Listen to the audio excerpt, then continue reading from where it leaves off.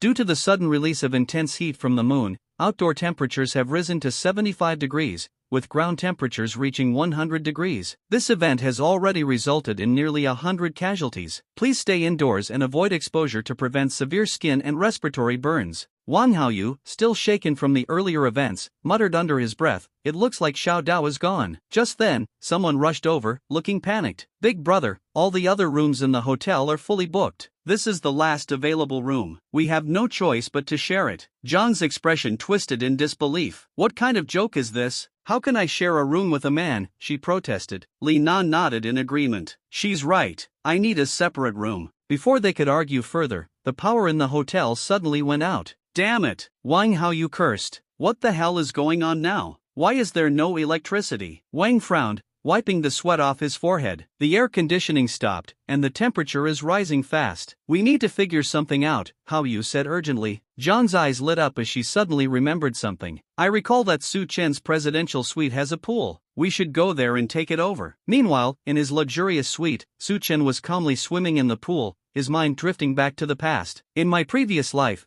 the city's electrical system had hidden dangers due to years of improper maintenance. No matter how much effort was put into repairs, the grid still collapsed in the end. That's why this time, I specifically chose a suite with a pool and stocked up on vertical air conditioners and large backup batteries to maintain the room's temperature." Stepping out of the pool, he added ice to the air conditioner, sat on the sofa, and poured himself a glass of wine. Suddenly, his stomach growled. Without hesitation, he took food from his space storage and smirked to himself. "It's the first day of the apocalypse. Let's just have a simple breakfast." Just as he was about to take a bite, a loud banging came from the door. "Su Chen, open the door. I know you're in there." Frowning, he got up and opened the door. Standing outside were Wang, Jiang, Li Na, and 𝗏𝗂𝗆𝗀, all drenched in sweat, their faces flushed from the unbearable heat. Su Chen leaned against the doorframe and asked indifferently, "Do you need something?" 𝗏𝗂𝗆𝗀's eyes widened as he took in the cool air, the working electricity, and the sight of food on the table. "Brother, he has a pool. He even has electricity, food, and ice." Wang shouted in disbelief. Li Na's face twisted in anger. "Su Chen, we're all roasting out here, and you're in here enjoying luxury?" Jiang crossed her arms, glaring at him. "That's right. You're being too selfish. Get out of this room now." Wang stepped forward menacingly. "Step aside on your own, Su Chen. Don't force us to act." 𝗏𝗂𝗆𝗀 smirked. "Young man, you still owe me money. It's time to pay up.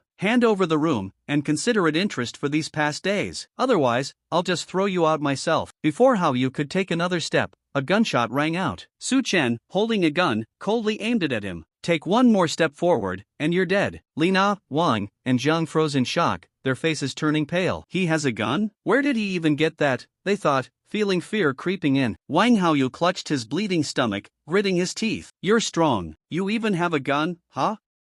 Fine, I give up." Before he could finish, another gunshot echoed through the room. 𝗏𝗂𝗆𝗀 screamed in agony as a bullet tore through his leg, sending him crashing to the ground. "My leg," he howled in pain. Su Chen stepped forward, his expression icy. "Get lost. Why are you wasting my time? Do you want to die?" He raised the gun again. "I'll count to 3. If you're still here, I'll start shooting again." Terrified, 𝗏𝗂𝗆𝗀, Li Na, Wang, and Jiang scrambled away from the suite, disappearing into the hallway. Meanwhile, in another part of the hotel, Gao Chang's patience was wearing thin. "What? How can your hotel have no food?" he demanded. The hotel manager wiped the sweat from his brow. "I'm sorry, sir. A few days ago, someone booked 1,000 tables for a banquet, and we've nearly run out of ingredients." Sun, standing nearby, turned to his men. "Bring all the food and water up to me," he ordered. A frustrated guest stepped forward. "Just because you have money doesn't mean you can do whatever you want. The food and water should be shared among everyone. Why should it all go to you?" Sun's men immediately. "What? Does anyone have a problem with that?" one of them sneered. Sun clicked his tongue in annoyance. "A bunch of useless people. You dare challenge me?" Just then,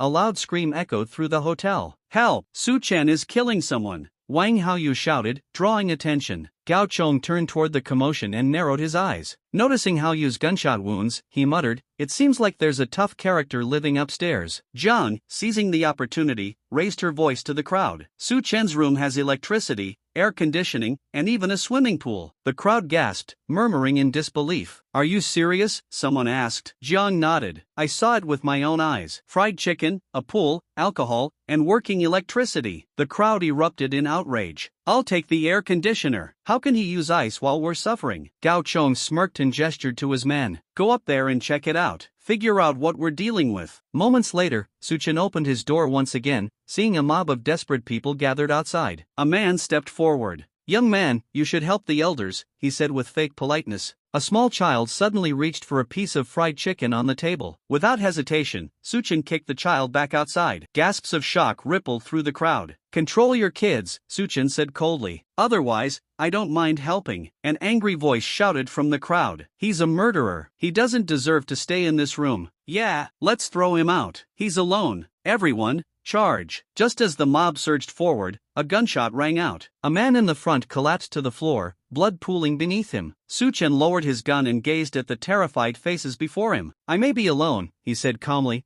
"but each of you only has one life." The crowd stopped dead in their tracks, fear spreading through them like wildfire.